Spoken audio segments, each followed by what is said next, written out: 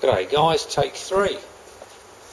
G'day guys, I'm just setting this wall up now. We're going to simulate rendering a waterline tile for mosaics in a swimming pool. I'm using this technique up here to give a straight edge to the top. I've water leveled this edge all the way through, and it leaves me about 10 millimeters, 15 millimeters underneath here that I'm actually going to render here and push that inside. Now that's called a coping collar.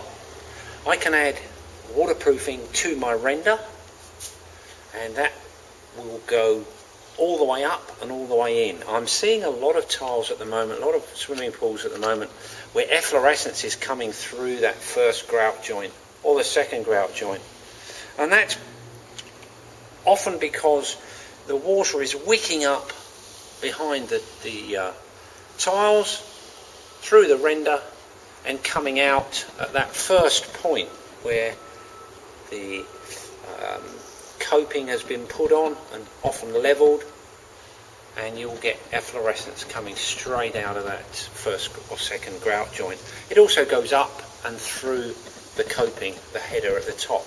Now, using the technique with a coping collar, what we're actually trying to achieve in this situation is a consistent surface for that mosaic to go up. There's no join where the top header goes on and you cut it off and then stick tiles on, and there's this join along the front of the header. This is where I would use an integral waterproofing for the render.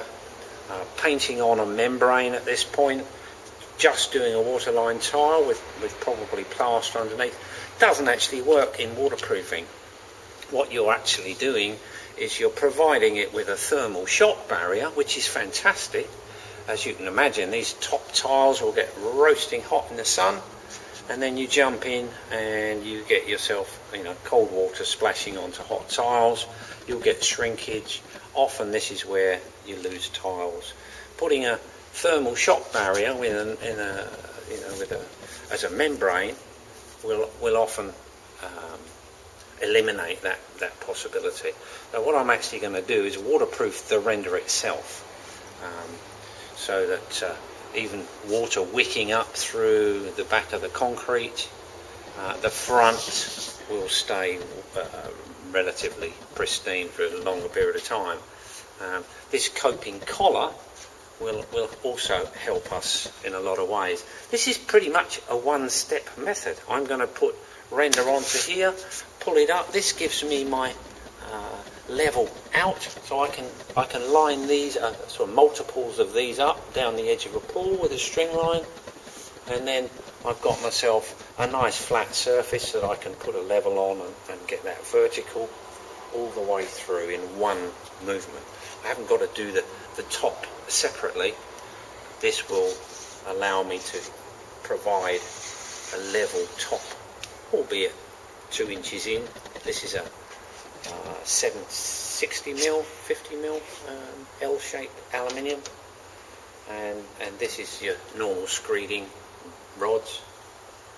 So we're going to go for that. So bear with me guys, I'm going to mix some render up and we'll be back in a few seconds.